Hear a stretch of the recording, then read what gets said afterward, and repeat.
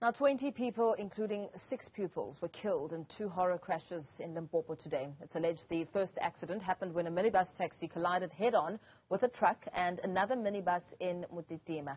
In another accident on the R71 in Mankweng, 3 people died after a truck failed to stop and collided with a private vehicle. For more on this, we're joined now by Limpopo Transport MEC spokesperson Vongani Chauke. Very good evening to you. Thank you so much for your time. A horrific crashes claiming lives today. It really was a dark day in Limpopo. Talk to us about what exactly happened.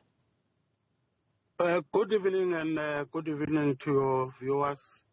Indeed, this morning we received reports from different areas, from Polokwane policing area and Skukune policing area.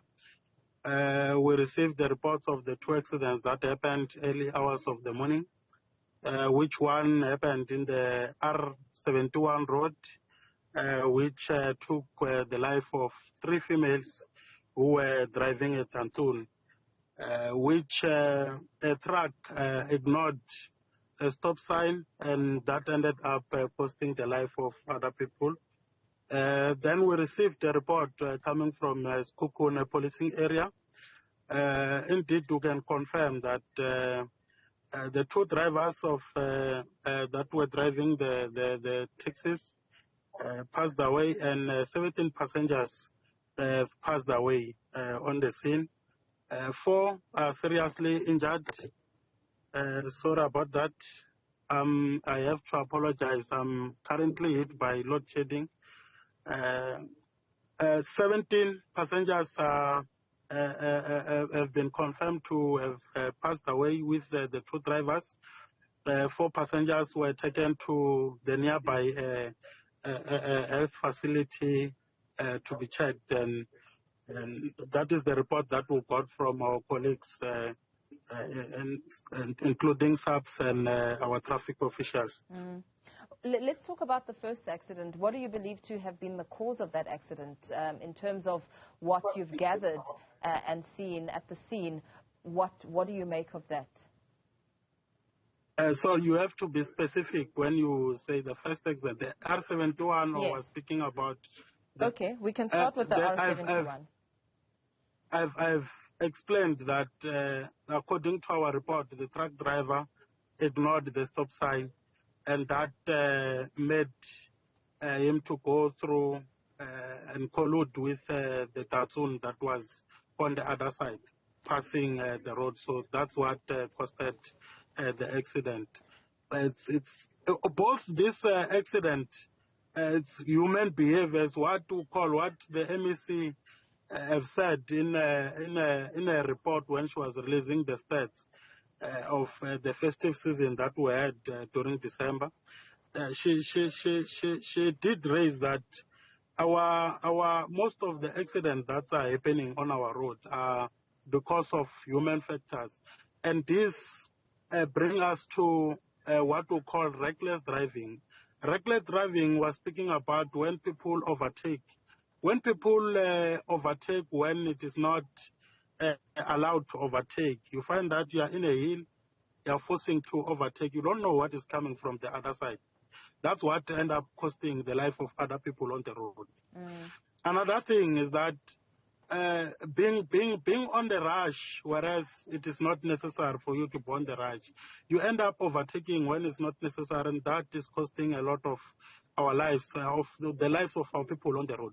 So these are the main factors that are causing this accident, and it is ourselves. Because when we check, according to our accident reports, when they come back, you'll find that the cars were fine, the brakes were fine, everything was fine in the car, but the only problem is that the people who are driving, who are supposed to take care of other people on the road, because these things you are taught when you are on the driving school, that when you are driving, you are not only driving or yourself only. You are also driving with other people on the road. There are also drivers, other road users on the road. So you must take into consideration that you are not driving alone. You must also save the life of other people. But people are not following these rules on the road. We don't know what is happening, but we will caution everyone that is using the road, especially those who are using the roads every day, taking other people to work, taking people to schools. We end up costing other people unnecessary because of the rush that we find ourselves in on the road when it is not necessary. If you are late, you know that you are going to be late to go somewhere, you better leave early so that you can drive other people well on the road. So that's what we are cautioning people. Pardon me, Mr. Chauke, having really observed driver behavior and the impact that has on the number of fatalities and reckless driving, which is something you're saying you've seen in most instances. What are the measures that you're going to now put in place? Perhaps there needs to be more heightened awareness when it comes to really urging drivers to adhere to the rules and drive with caution, be alert.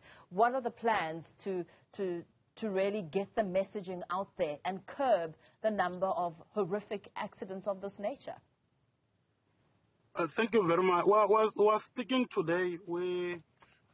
Yesterday we were just from a meeting that speaks to the mini festive season that we are going through, the Easter season.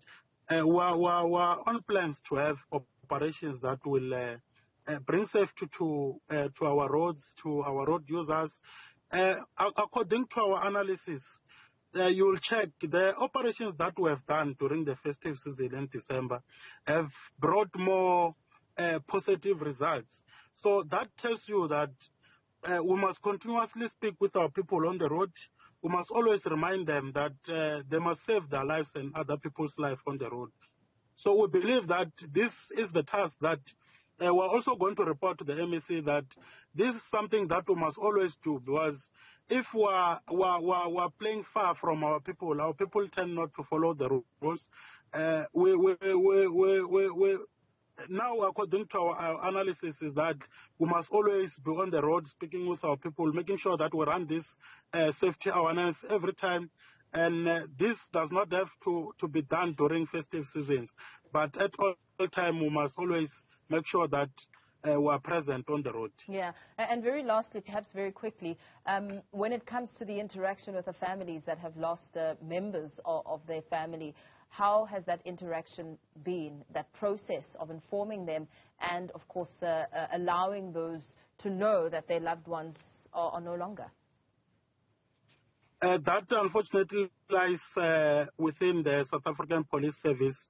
You will understand that we are a department that deals with transport and community safety, but within our precinct, there is South African Police Service that deals with this kind of things, and they're the ones who are supposed to go and inform, who are highly trained to go and do this kind of work, inform the families and be able to bring everyone that is supposed to go and counsel the families and everyone. We are also in contact with the Department of Social Development to make sure that they go bring counsel to everyone that is affected about this accident, especially the school kids at different schools that the learners were attending school.